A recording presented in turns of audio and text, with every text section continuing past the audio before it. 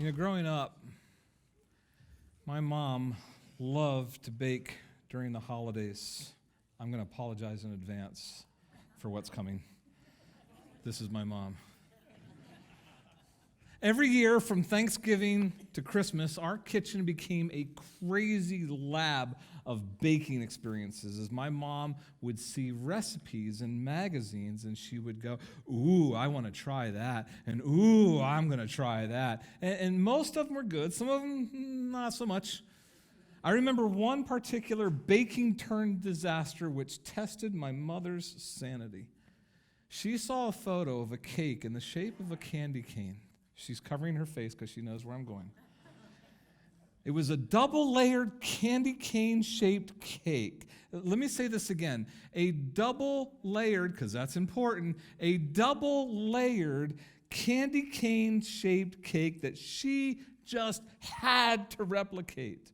And upon following the recipe, she became confused because what came out of the oven was clearly not enough ingredients to make a double-layered, say it with me, a double-layered candy cane-shaped cake. There was no way she was going to get 2 layers out of this thing.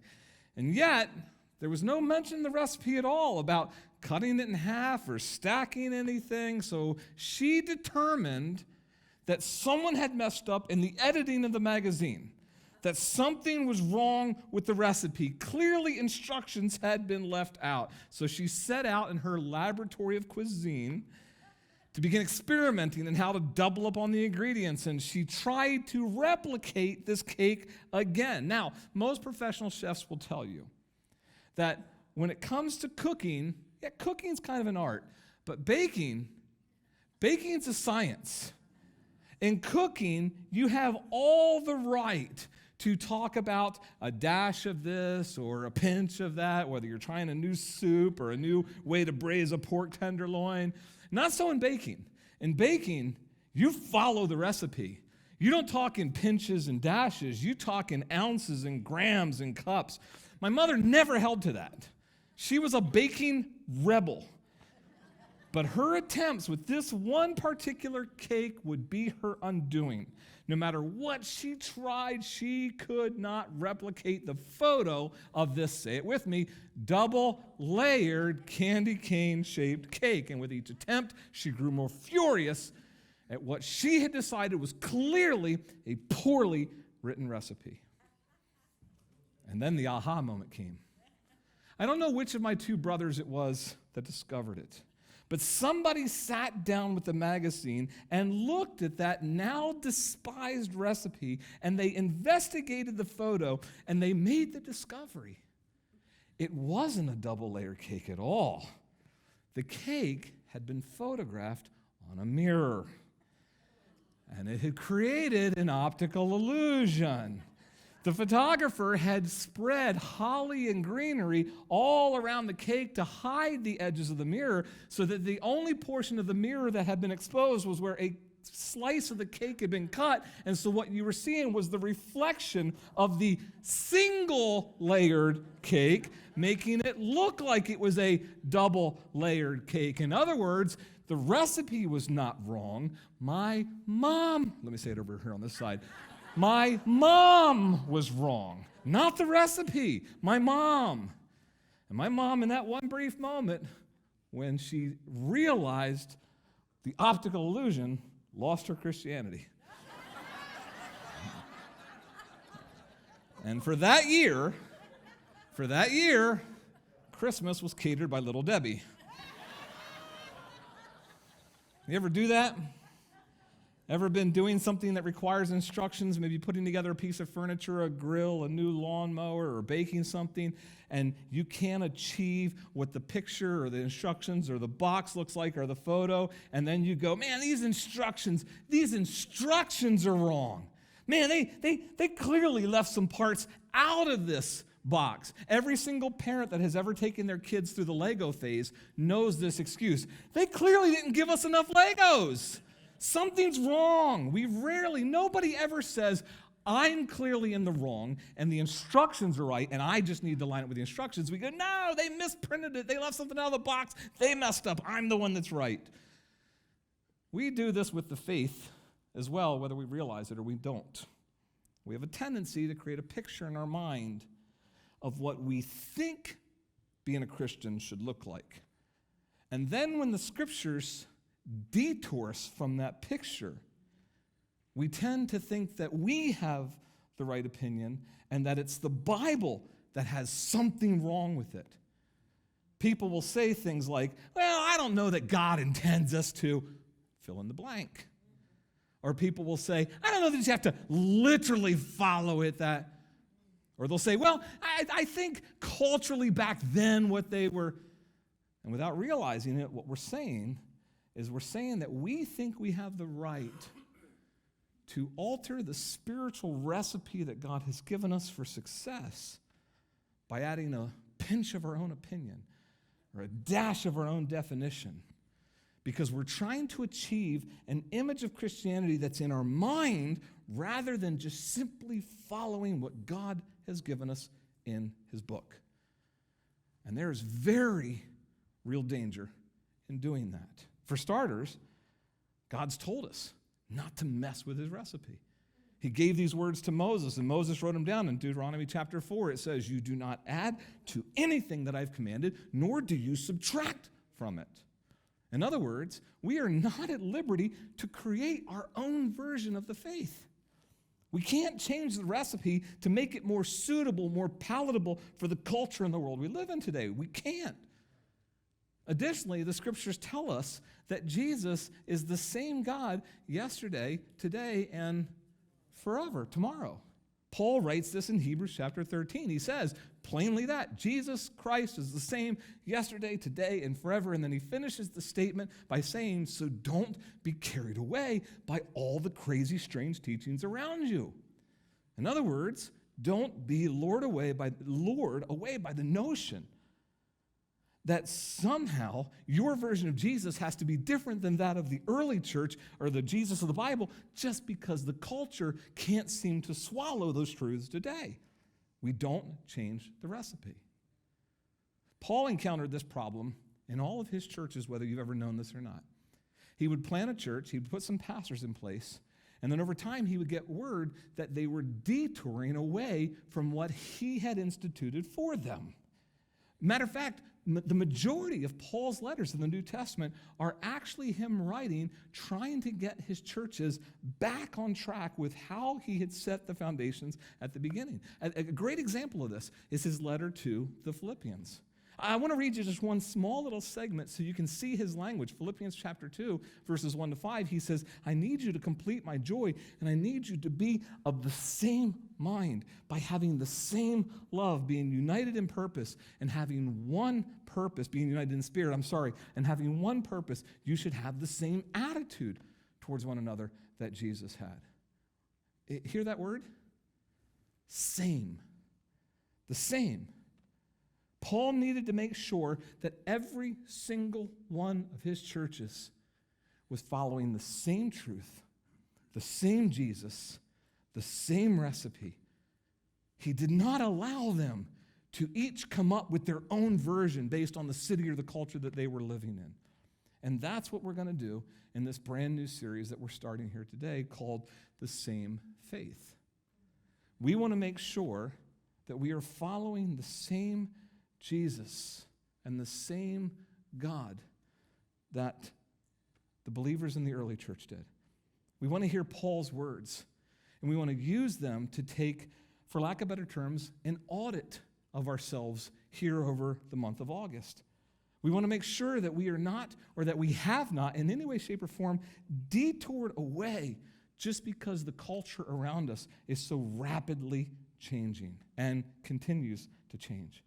So what we're going to do is every single week, we are going to specifically spend our time specifically in Philippians.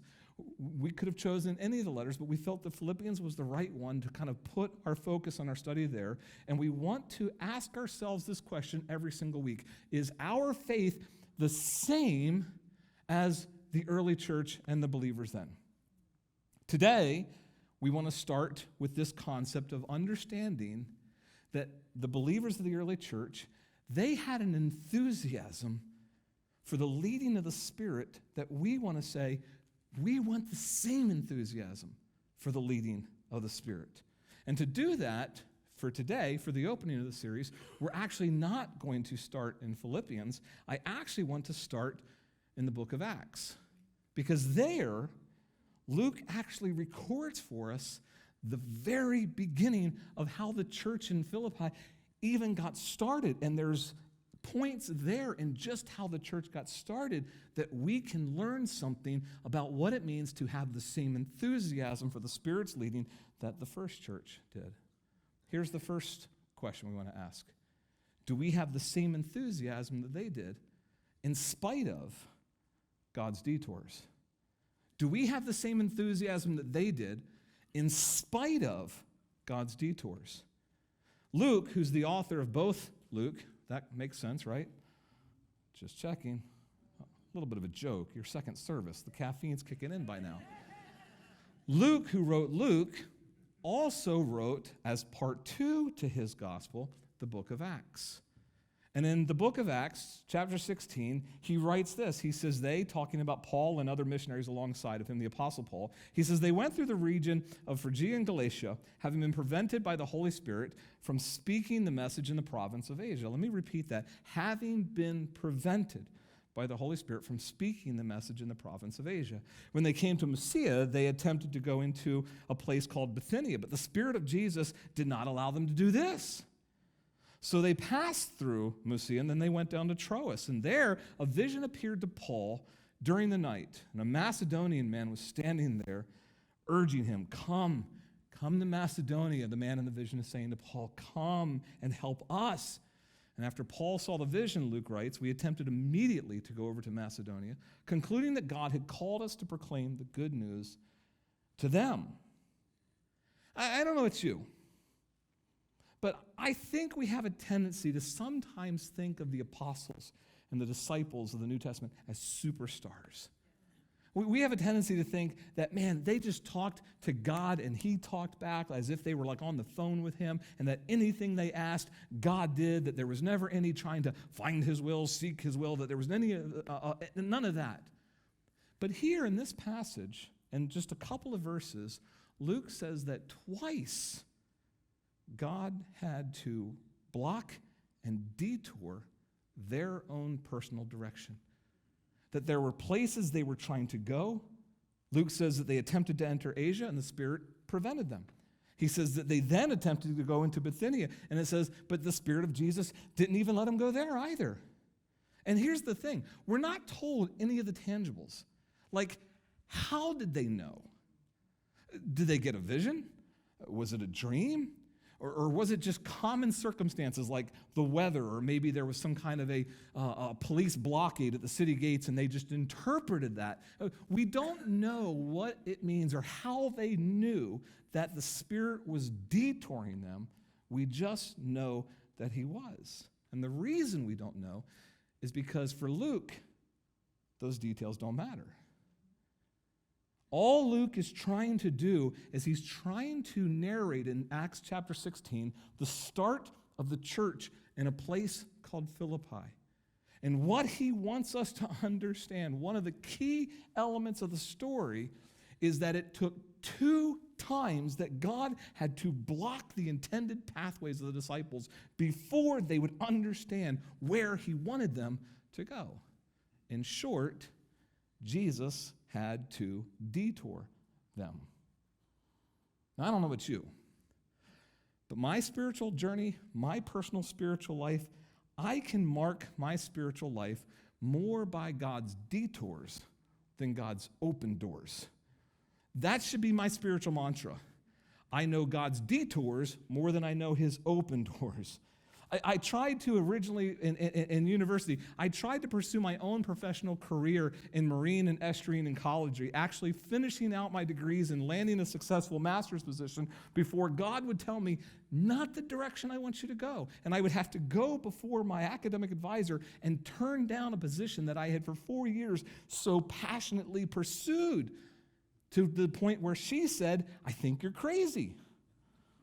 I would then enter a small Bible school as an adjunct faculty member, not just as a student. God would lead me to Bible school outside of that's the secular university, and I would land a position in that school, not just as a student, but as an adjunct faculty member. And I thought to myself, this is what God wants me to do. This is where I'm going to park for a while. He wants me to be a teacher in this school. And after only 1 year there, God would say, nope, wrong. We're going to detour you.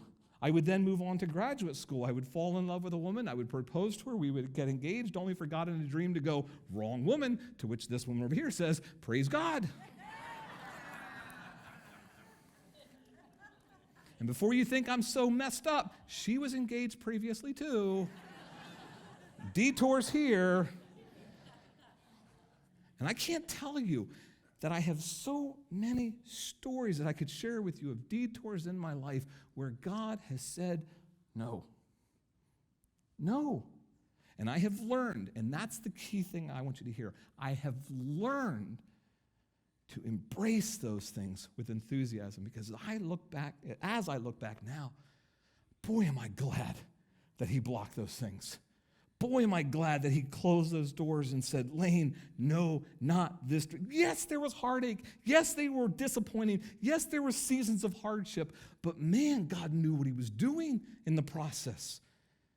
The early church experienced these detours too. The apostles experienced detours. The apostles experienced closed doors. Luke records it right here at the beginning of the church in Philippi. He says they didn't just hear from God and go there. They were trying to go in other directions, and twice God had to say, not here, not here, not here.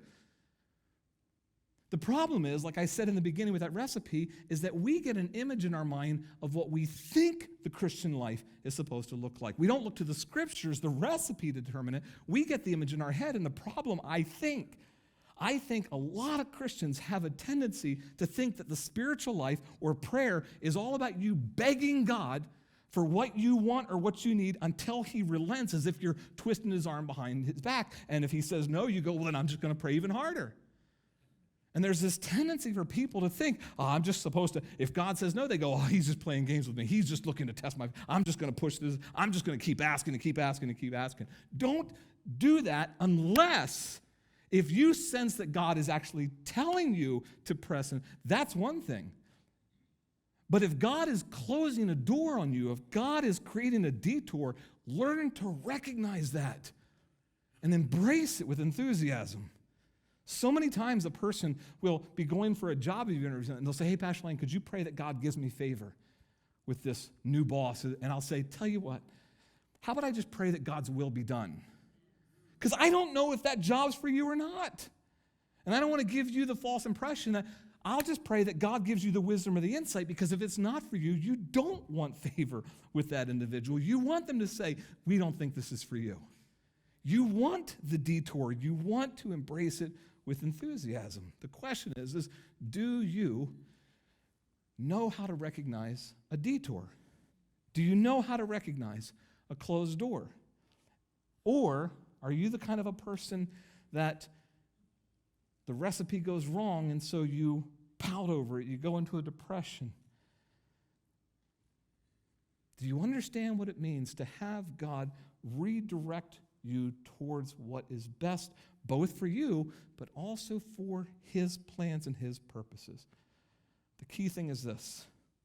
The church at Philippi was at risk of never even being founded, had the apostles ignored God. Luke wants us to see that in the text.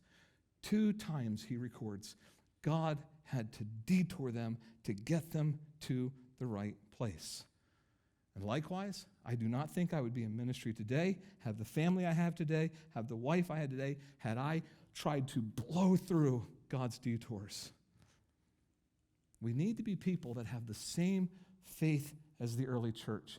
And the first thing I'm challenging you this morning, is to have the same enthusiasm they did, that when God blocks something, that when God closes something, that you don't go, well, I'm going to find my way around it anyway. You learn to recognize it, embrace it, and say, then God has another plan. God has another direction. So where is God detouring you today? Where has God closed a door that you're still trying to find a workaround? Some of you, your spiritual life is stagnant because God closed something years ago that you are still trying to work your way through. and it's your will against his. And you're going, God won't answer. Oh, he's answered. You just haven't recognized that. For us to have the same faith as the early church, we need to be people that have the same enthusiasm both when God closes doors as well as when he opens them. Learn to recognize the detours. We need to be that way corporately as a church. We need to be that way personally as followers of Jesus Christ. Here's the second way that we need to be of the same enthusiasm. We need to have the same enthusiasm they did in spite of the difficulties. Luke continues the story in Acts this way. He writes in Acts 16, verse 11, "We put out to sea from Troas, and we sailed a straight course to Samothrace. And then the next day, we went on to Neapolis, and from there to Philippi, which is a leading city of that district of Macedonia, a Roman colony." That's a key phrase we're going to come back to, a Roman colony.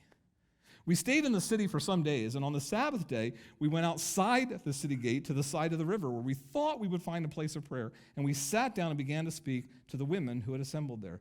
Luke records in this portion of the story of the beginning of the church, he records two significant facts that otherwise oftentimes gets missed. The first is that he says that Philippi was a Roman colony. Why is that significant?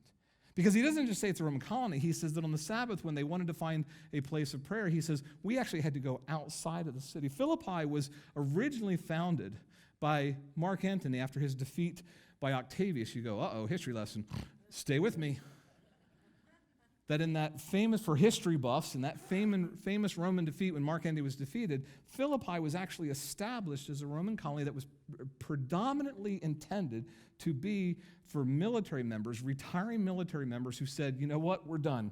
We're going to get out of the military. We're going to go establish our homes. And so Mark Antony founded Philippi, or created it, as a way for a retirement for military members to come in. And the core element of the city was to make it as close a microcosm of Rome as possible so that these retired military soldiers would feel like they were back home even though they weren't traveling all the way back to formal Rome. We see that today even in the archaeological expeditions. Over 80% of the inscriptions in the ruins of Philippi today, over 80% of the ruins, the inscriptions are found in Latin. Most cities in the New Testament, early church, biblical world, most cities, you find the evidence of Roman infiltration because usually about 40% are Latin, and then you find inscriptions of all other, but in Philippi, 80%. You say, why the history lesson, Lee? Because in Rome, even in its outer colonies where Roman law persuaded, foreign beliefs were outlawed. Foreign religions were not allowed. You were not allowed to have any other ideologies within the city because for Roman believers, their understanding of what we call today mythology, but for them, what they saw as the Greek gods, they didn't just see the Greek gods in the heavens. They believed that the Greek gods participated in their culture and they would be penalized if they allowed any other competing thoughts. So inside of Roman colonies, you were not allowed to have any other ideology and it could be penalized. Matter of fact, later in the story, which just to touch on it, we're not going to go all the way there this morning, but later in the story, Luke records that Paul and other missionaries walking with him will actually cast a demon out of a girl that was used to tell people's fortunes as a way of profit for her owner, for her master, that Paul will cast a demon out of her, and as a result of that little thing, it says that they were grabbed and taken before the local magistrates. And in Acts 16, Luke writes, so when they brought them, Paul, Silas, and the others, before the magistrates, they said this, notice the words. They said, these men are throwing our city into confusion. They're Jews and they're advocating customs that are not lawful for us to accept or practice since we are Romans. And all I want you to see from that is the mentality of the people inside of the city where essentially you were not allowed to have any other ideology, faith, or religion, including the message of Jesus Christ. In other words, God had brought them to a city to start a church where inside the city walls, you weren't legally allowed to do so. We have a tendency today, I say a tendency, we can sense today that our outside culture, outside the walls of the church, we know that the outside culture is growing more and more and more hostile to our surrender and following of Jesus Christ. Paul and his party walk into a city where you're not even allowed to talk about it upon threat of being arrested. And on top of that, Luke says that on the Sabbath, they wanted to find a place of prayer. And he doesn't mean that they were just looking for a quiet spot. By the phrase place of prayer, he means that they were actually looking for potentially maybe a small synagogue that had been established. And he says, we had to go outside the city gates because they knew they weren't going to find it inside. He says they went outside the city gates to find this place of prayer. And here's what's interesting. He records that all they discovered was a group of women by the riverbank that they could sit to, God-fearing women, specifically Lydia, that they could sit down and talk to. There's more in what Luke hasn't written than what he has. What do I mean by this? Under Jewish custom, you needed at a minimum 10 Jewish men, believing, Yahweh-fearing men, to declare that you had a synagogue. Luke goes, we went to look for one, we didn't find one. In other words, not only were we not legally allowed to have any discussions about Jesus in the city, we didn't even find believers honestly outside of it. In other words, the detour that they had experienced, the 2 detours that God had now led them to this place, he had led them to a place that was completely unreceptive, hostile. I mean, this would be like me asking you to plant a garden in the middle of a parking lot. You go, but it's asphalt. It's cement. And I go, I know, but do your best. God has brought them to a possible place to start a church and to say that it was a difficult situation. Wow. It was difficult. I don't think we have the same appreciation because for them, what we see of the early church is that the difficulty of the situation did not mean, well, let's go home. The difficulty of the situation did not mean, well, it's not going to work here. And I say that because we have a tendency today to try and mix God's plans with our human wisdom. One of the ways in which I think that we detour from the early church believers and how they approach God is that we today have a tendency to try to mingle and mix God's plans with our wisdom. We plan our financial giving. We plan our giving to the church, not so much around the generosity of our heart as much as we go, well, what's my tax write-off going to be? Or we pursue ministry teams that best align with our schedules and our personal agendas. We go, hey, can you serve here? And you go, well, let me check soccer schedules and band schedules and school schedules. And you're saying, are those things not important? Yeah, of course they're important. The question is what's priority? We often shrink from anything that might require work and hardship when it comes to the church. We have become accustomed to beautiful properties, great locations, air conditioning, plenty of parking. But the early church, they knew none of this. God called them into locations that were, from the outside, it's not going to work. But for them, there was an enthusiasm that said, but God. I have sat in my share of church planting seminars where I have heard church leaders talk about picking the right city and finding the right intersection and measuring the average income of households so that you can kind of guesstimate if you start winning converts how much money is going to come into your church and find places or corners of the city where the average income is higher than lower and make sure that you look at the cultural aspects and find places of entertainment. So there's and I'm not suggesting that there's no worth at all in kind of planning or preparing, but some of that starts to erase the simple enthusiasm that God will lead into positions sometimes that we go, that's impossible. And God goes, exactly. Because it's there that when it does happen, you'll go, only God could have done this.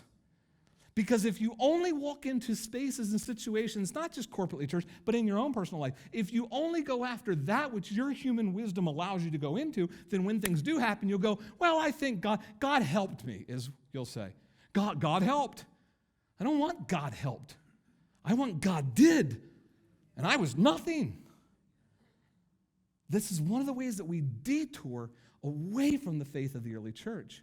God detoured them, and he brings them to a location, and they go, we can't even go inside the city. If we do anything inside the city, we weren't even preaching. We just delivered this girl. We almost get arrested. We get thrown into jail. We can't even find believers outside the city gates. This is a position of difficulty, but they embraced it with an enthusiasm in spite of that. The faith of the early church had an enthusiasm in spite of the detours, in spite of the difficulties. We need to be the same kind of a people with the same kind of faith. The third way that we need to have the same enthusiasm that they did is that we need to have the same enthusiasm in spite of the different. Here's how Luke continues the story. Verse 14, he says, a woman there named Lydia, who was a dealer in purple cloth, meaning that she was a small business owner from the city of Thyatira. He says, she was a God-fearing woman, and she listened to us.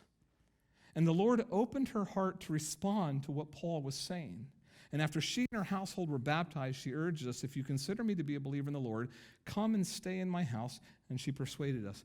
And there, right there, which is why we came back, there is your first convert for the church in Philippi. A woman named Lydia, who listened to what Paul said and received it, and God saved her at that moment by that riverside. Now, here's what I want you to understand, why this text is so powerful. Because one of the more popular criticisms of the Bible today by non-believers is that the Bible is simply the craftsmanship of just men who wrote, who wanted to believe something. In other words, they so desperately wanted to believe that Jesus was the Messiah that the core of the New Testament is written where they have just basically crafted stories to make Jesus look like the Messiah. They were so desperate in this. But this text shreds that theory to pieces. If you're wanting to put the Jewish belief system in a positive light, if you're writing fiction, if the New Testament was really honestly just the fabrication of Jewish men that wanted to put Jesus and his teachings in a positive light, you are not going to have churches starting with non-Jewish Greek Gentile believers.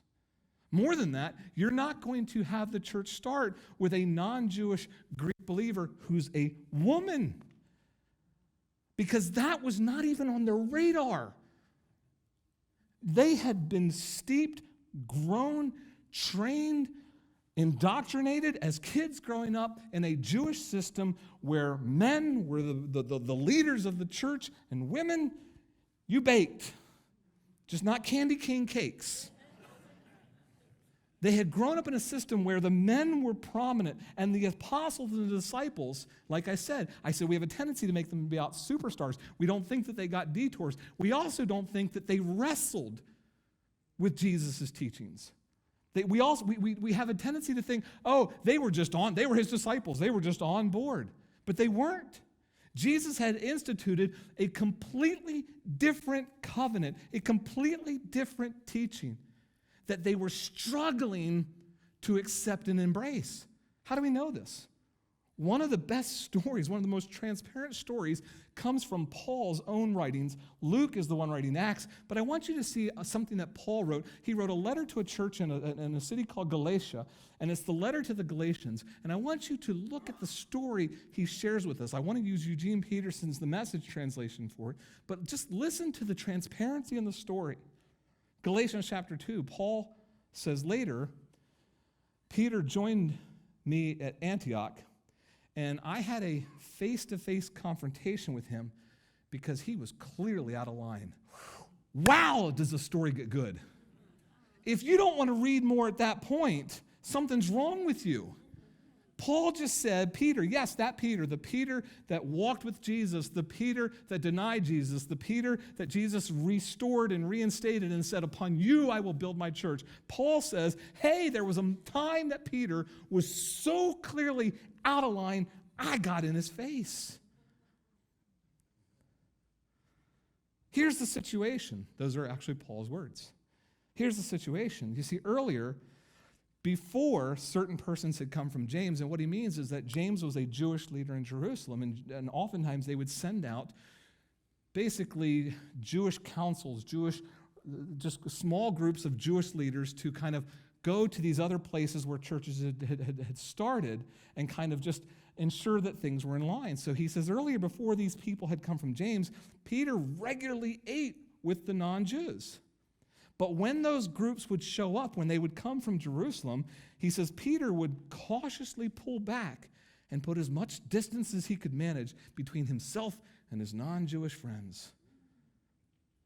See the story? See the picture? In other words, they would have picnics, they would have gatherings, they would have church days. And when there was no Jewish leaders from Jerusalem, and it was just the Gentiles, that Jesus had said, that Jesus had made the teaching that part of the gospel was that Jew and non-Jew, Jew and Gentile, that he was harmonizing and bringing those together as one. And he tells, Peter was the one that got the vision where Peter said, no, it's not going to go to the non-Jewish. And Jesus said, yes, it is. And Peter starts to try to receive that. So when they would have their crab feast or I'm trying to make it applicable. They would have picnics, Paul says, when they weren't there, we would have picnics. And Peter would sit down at the picnic table with the non-Jews and go, what's up, everyone? How's it going with you, man? Tell me what the Lord's doing in your life. And Peter he'd pastor, he was just great. And then all of a sudden, a Jewish ruling council would show up from Jerusalem, and Peter would see them come into these picnics. And Paul says that when they would show up, Peter would be, excuse me, God, I'm gonna go get some punch. And he says that Peter would draw himself away from them so that not to be seen with them. And Paul says, that's wrong. I'll read it in his words rather than just putting my commentary on it. He says, that's how fearful he was of the conservative Jewish clique that's been pushing the old system of circumcision. He says, Jesus has given us a new system, a different system, but Peter is afraid of the old one. Unfortunately, the rest of the Jews in Antioch began joining in this hypocrisy. He says, even my friend Barnabas was pulled into this charade. So when I saw that they were not maintaining a steady course according to the message, I spoke up to Peter. I confronted him to his face in front of everybody. If you can't see how much they are wrestling with what was different now, Jesus comes and says, I have instituted a new covenant among you. And it will be for everyone, not just Jews anymore. It will be for non-Jews. And there will not be the prominence of the men, male and female, slave-free, Jew, one. But it was different. And they didn't just go, we're in. They wrestled with it. It was different than what they were used to. It took them out of their comfort story. And again, if a person wants to argue that the Bible is just man-made stories that people tried to put the Jewish Messiah in, you don't write like this. You don't talk about the hypocrisy of the person upon whom Jesus said, you're going to start my church.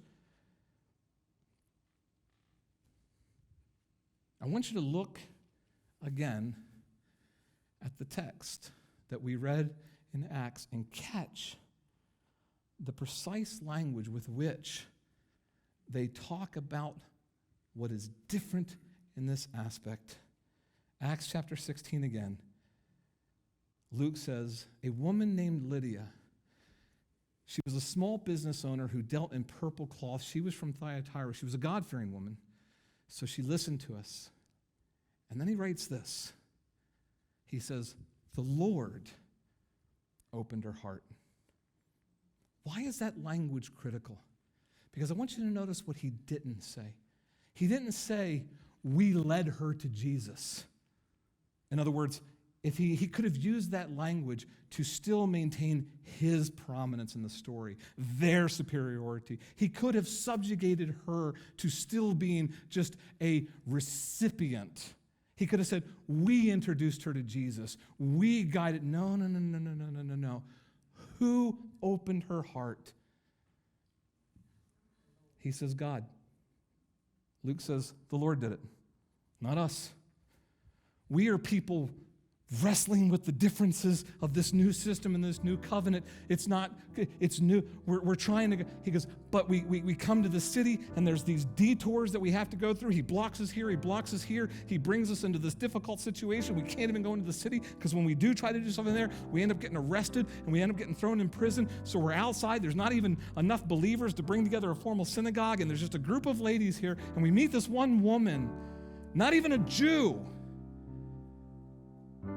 And she listens to Paul's message, and he says, and God reaches down and opens her heart, and the church at Philippi has started, because it will be her house where they will first start to gather. How do we know that? Because she had enough intuition to challenge the apostles. She knows this. It says she's a God-fearing woman. She understands the Jewish system. She understands what it means to worship Yahweh. She knows that women don't have a place of prominence in there. So she has enough insight. Throw that passage back up again just for a second, Acts chapter 16. It says that she has enough insight to challenge the apostles, where she says to them, if you really believe that God has granted me salvation, and you're not just pulling some kind of, well, let's be nice to these ladies here by the river. Let's just be gracious to them. She says, if you really believe that I have actually received the same covenant of grace as you have, she goes, come to my house. She challenges them. And it says, she persuaded us. Again, notice the language. He doesn't say, we gladly went. He says she persuaded us. She called us she challenged us to the value. We were required to put our money where our mouth was and not just speak about it. We were required to say, this is what Jesus is doing, something different, and we're going to be enthusiastic about it. Her home, her leadership would start that church. That would not have been their choice. That would not have been how they would have done it.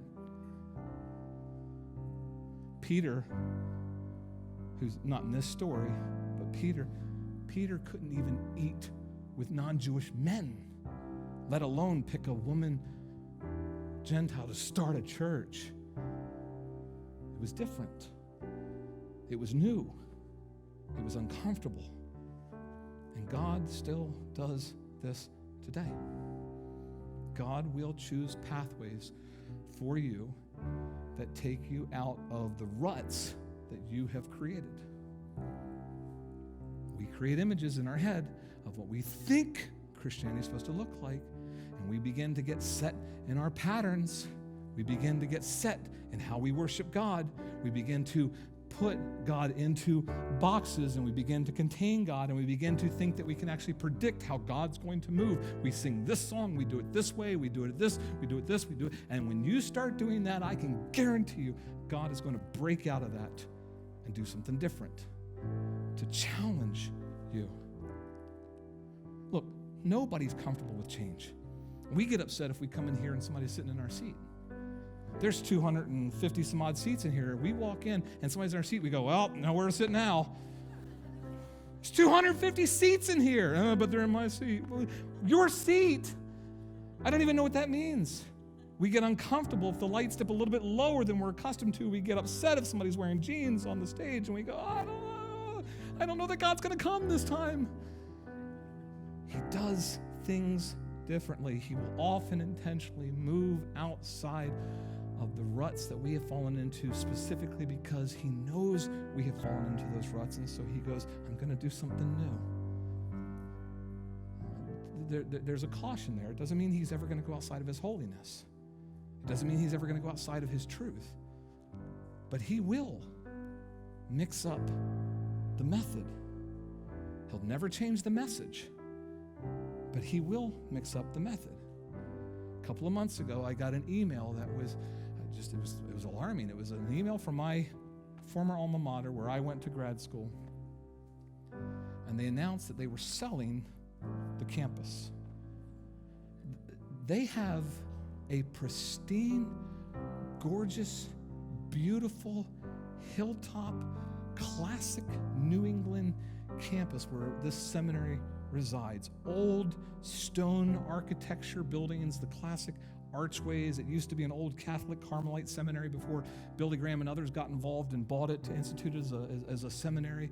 And over the years, it's become a leading seminary in the original languages and a significant portion of actually outside the U.S., predominantly Oriental students that will come over, Asian students that will come over because they want to learn the original languages as opposed to translating from English. They want to translate from the original.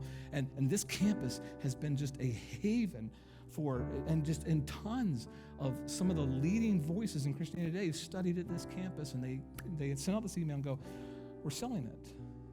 And you go, no, man, stone walls and snowfall in New England with coffee and big sweaters. I mean, that's Jesus lived there.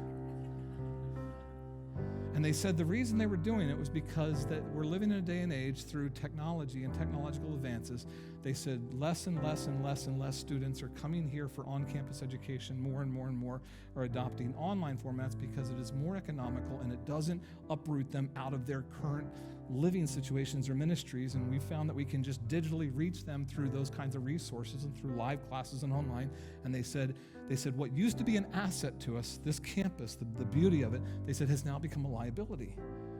And they said, we think God is doing something new.